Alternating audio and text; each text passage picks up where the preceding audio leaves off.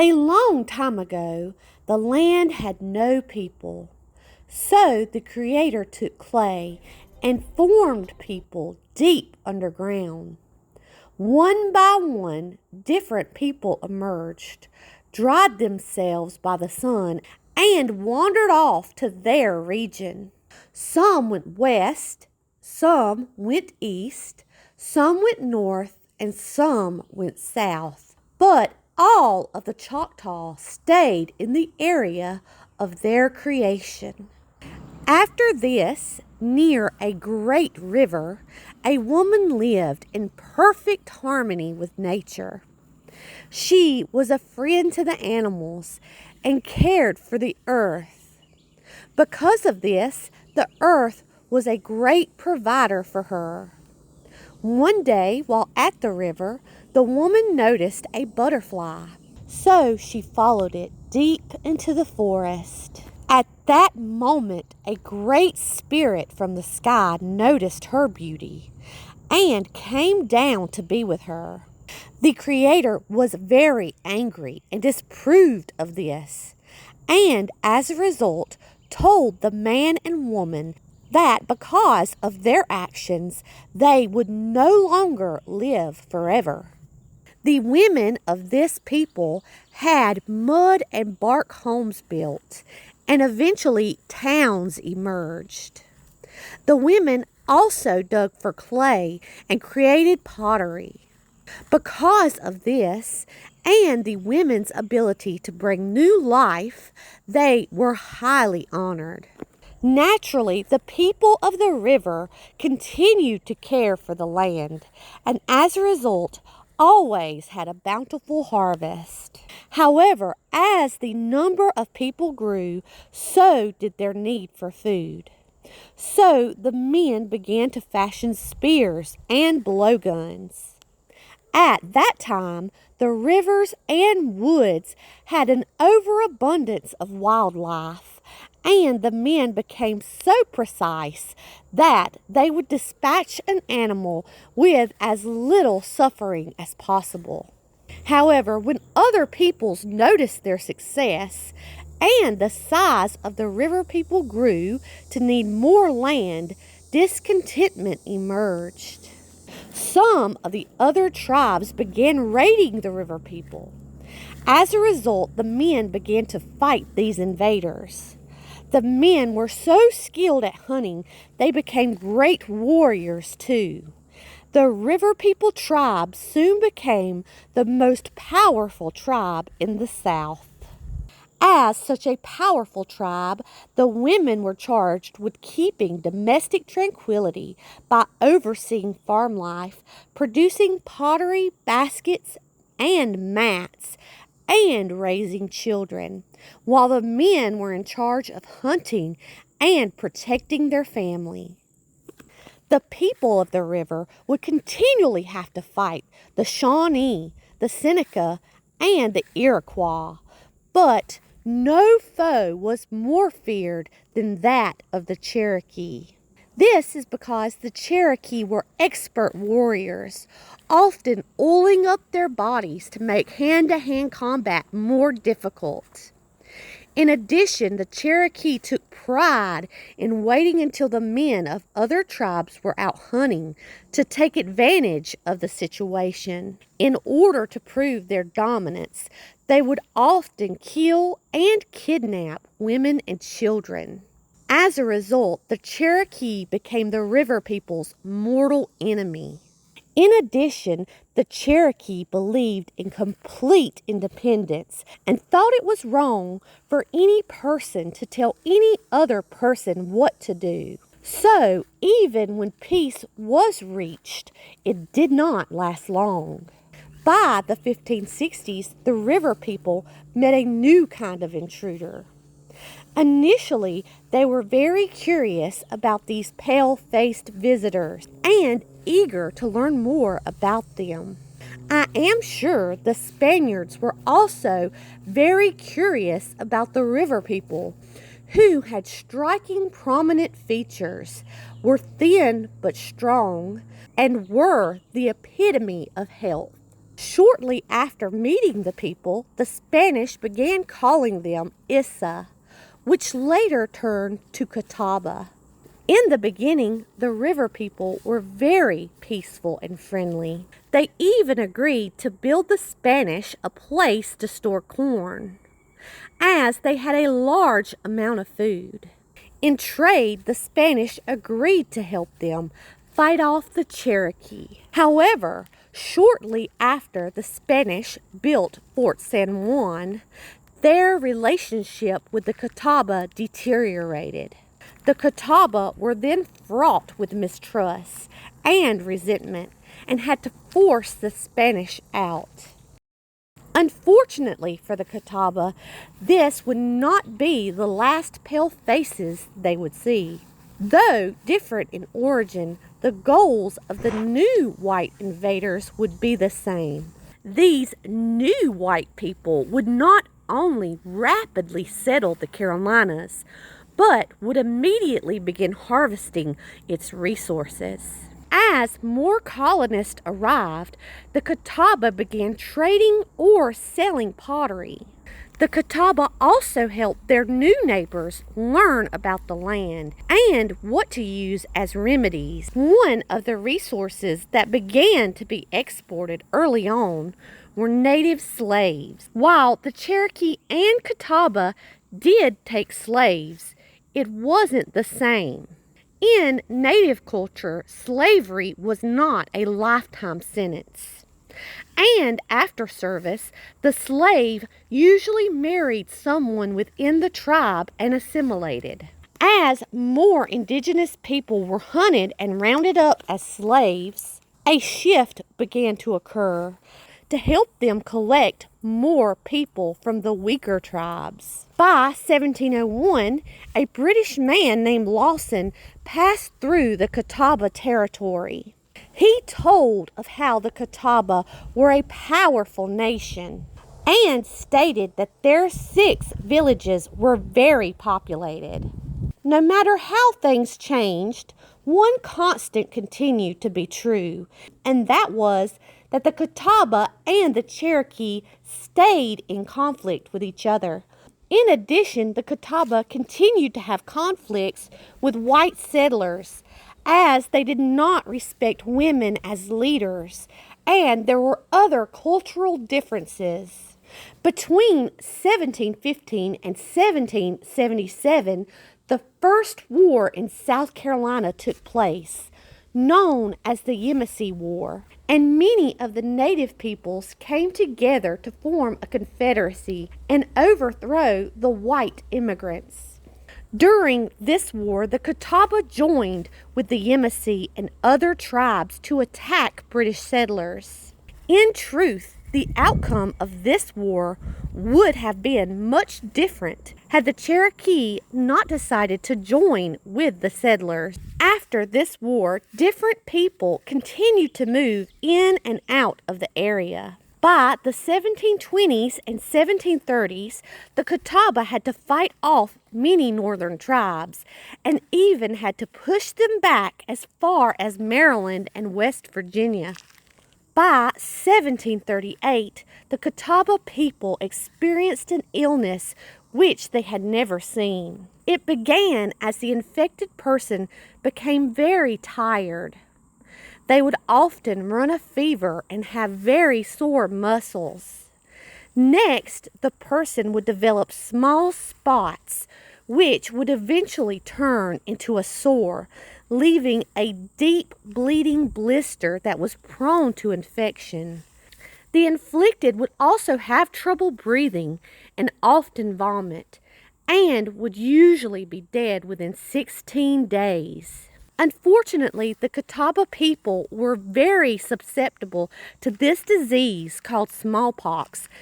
By 1759 to 1761, the Catawba continued to have to fight with the Cherokee over the best hunting land. Eventually, these fights led to such loss on both sides that the Catawba and Cherokee decided to share the hunting land. Today, that land lies in Cherokee and Union counties. Notably, because of these battles and the amount of hunting that occurred here, arrowheads can still be found. In 1759, a fourth outbreak of smallpox occurred. This, along with the war, brought the population of the Catawba Nation to less than 1,000 people. After this devastating loss, tribes from the west continued warfare against the Catawba, who were so reduced that they could raise little resistance. In 1763, the Shawnee made a point of killing Catawba's chief, King Hagler.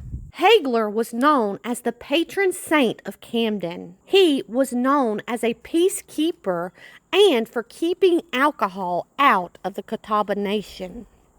He also firmly believed that collectively we are better. Interestingly, in 2009, Hagler was the first person inducted into the South Carolina Hall of Fame. When the Treaty of Augusta was signed by King George III in 1763, the Catawba lost some of their land. By 1776, when the Cherokees sided with the British, that was enough for the Catawba to align themselves with the Patriot cause. As they say, the enemy of my enemy is my friend. Even after the fight for independence was won, the Catawba were still not treated equally. For example, during the Battle of Stono's Ferry, Peter Harrison of the Catawba Nation fought and was wounded, but continued to bravely fight. Afterward, Peter went on to fight at Rocky Mountain, Hanging Rock, and Blackstock's Farm. After the Revolutionary War, while Peter was given 200 acres of land, he was denied his pension until the year before his death. It was during this time that most of the Catawba land was leased out to whites. By 1840, the Catawba sold their land in a deceptive agreement, as they were promised funds and a new reservation. Fortunately, though, the Catawba did refuse to sell 700 acres. Over time, the Catawba continued to live peacefully alongside their white neighbors. Eventually, in 1861, when the Civil War broke out, the Catawba took up arms with their neighbors and fought on the side of the Confederacy. Like all Southerners, the Catawba then had to suffer the consequences. By 1883, Mormons came to convert many of the indigenous people, and that included what was left of the Catawba. As a result, some even relocated to Utah. In 1885, the Catawba began legal action to acquire lands and funds from the sale of their reservation. But by 1896, only 110 members of the Catawba tribe were left in South Carolina. However, the Catawba people refused to give up, and by 1941, the Catawba were federally recognized as a Native American tribe, and they created their own constitution in 1944. Also, in 1944, South Carolina granted the Catawba and other Native American residents of the state citizenship. However, they were still not allowed to vote. In more bad news, by 1959, the Catawba were terminated as a tribe and had to work to regain their sovereignty. By 1973, the efforts of the Catawba people finally paid off as they again became a federally recognized tribe. In more good news, by 1993, the Catawba were paid a $50 million settlement as a result of losing most of their land. As of today, there are 3,300 Catawba.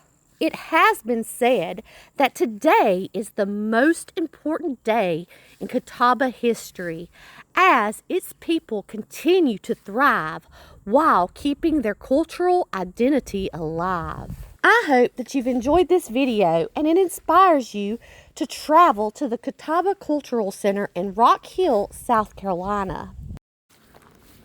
Come along the Ushari Trail, which follows the path of the old Catawba wagon trail dating to 1810.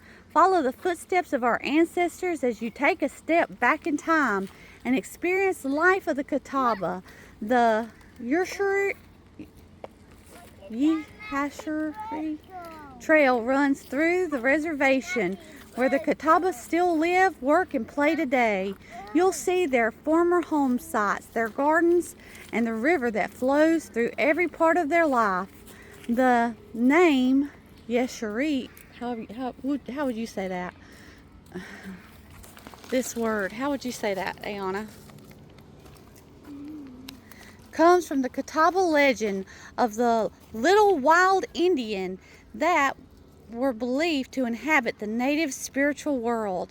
The stories say that they live in the woods, creek banks, and hollows of the reservation. Folk tales said they ate acorns, tree roots, fungi, stink turtles, and tadpoles. The Urushari also taunt children and shoot invisible arrows at adults.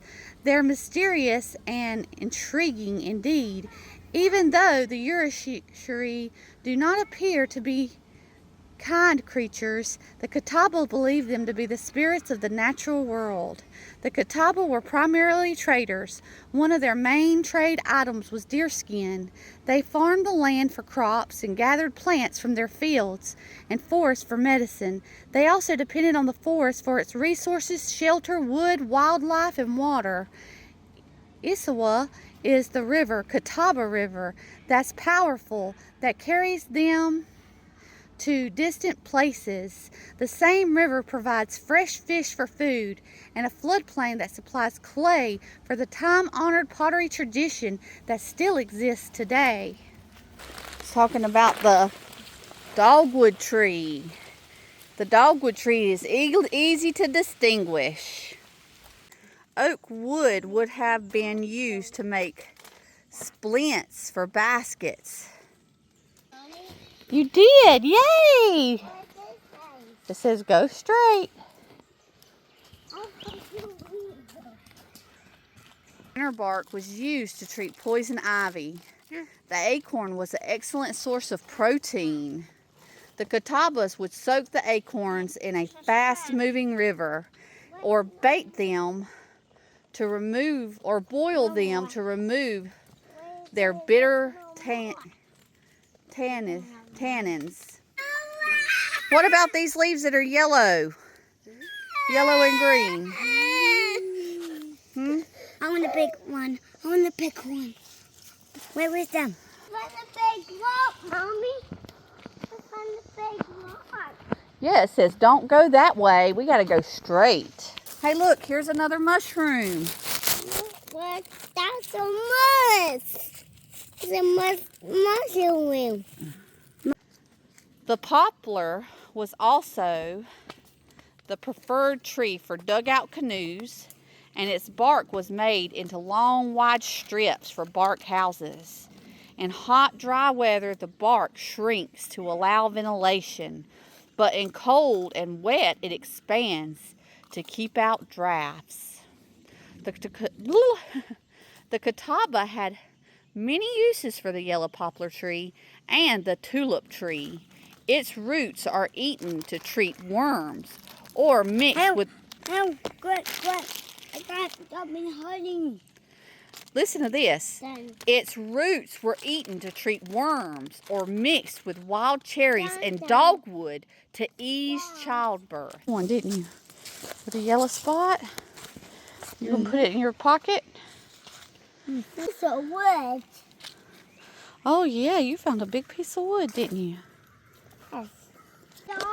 How did it get dark so fast? Because the trees are coming. Well, it's only 3 o'clock. Must be the trees. Must be the little people magic. No, it must be the trees. I want to go, Mom. Or the clouds. I want a bird. A bird. I found a bird. You did. Bumblebee, do you see that bumblebee? with my Oh, eyes. don't get me, bumblebee. I see with my wet eyes a sign. Listen here. The sweet gum tree has been grown here for more than 100 years. If only it could talk, imagine all that it has heard beneath its branches. Catawba hunters pass by here too, quietly in search of deer, buffalo, elk, turkey, and squirrel. Usually pass here and live close by. The little people live close by to here. The little people live close by to here. That's what it says. So it says, be quiet. Oh, it says, this area sits in the wetlands and contains plants that have always been native to the area. We have the goal to return this area to what it was in the past. Traditional plants, including the yucca plant, river cane, and other medicinal plants. The river cane that once grew wild is important to the cultural plants and is now on the tribe's endangered species list. Hear it? What the? I don't know. Another hole. Another hole. I bet that's where it lives. The Catawbas use the holly plant as a tea for measles. And historians were even able to record a Catawba recipe for cough syrup using holly. Mama, see that airplane? I think them. Is that a holly? That doesn't, I don't know about that. Oh, it's in the trees. Yeah. Oh. Oh. See those holes. The web. The web. What's this say? Bear grass. Bear grass. Bear grass. The yucca plant has many uses. The root was rubbed on the body for skin ailments and was boiled to make foamy soap. Foamy soap. Oh, cool. There was a army. Look, that's river cane. Don't break it. What? River cane was used for The hunting tree? birds. The tree? They'd make a small hollow tube for their darts. And the river cane would grow 30 feet high. 100 birds? Yeah, they'd use it to make baskets. Don't talk anymore. We can stay funny. Hey, are you happy now, Carl? We made it to the river. Yay. Happy. Happy, happy, happy. Oh, look, they probably have big fires here. Yeah. Cooking fish, marshmallows, soda. No, that's dangerous. Dangerous, dangerous, dangerous. Dangerous, dangerous, dangerous. That's the Catawba River. That's dangerous. No. Oh, maybe so. I see holes. Holes. Holes, wet down. Holes in those trees. How often do you see I found. briars that big? Very googly. I see a giant yellow Where? leaf. I love it. You love that leaf? Mm-hmm. Well, let's take it on our trip. I'll throw in your bag. It won't fit in my pocket. My swim? What tail? Oh, yeah, you did find a mushroom. Put it down. It might be poisonous. That is a beautiful mushroom, Carl. You're right. I like butterworms. You do. When we go pick it? No, it's probably poisonous. It is butterworms. Dangerous, he said. Oh, I noticed them rocks, too. They're pretty, aren't they? They're like quartz. Thank you, Millard, for helping. You like me is the best. You're strong. What's that? I don't know. It's what the book. I see something orange. You do. It's a cone. See, During the spring and summer, the garden highlights traditional methods of the Three Sisters planting.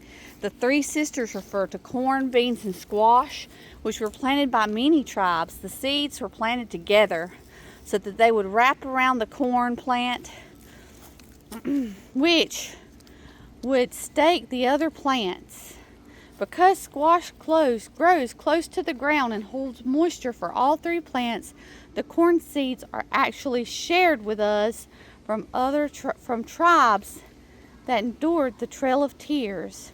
Other heritage seeds date back for over 200 years. The pumpkins we grow in the spring and harvest in the fall come from seeds from the Choctaw Nation. Some of the harvested pumpkins actually survive up to 3 years. During the fall and winter months, we grow various herbs and other vegetables for use with our children's after-school program.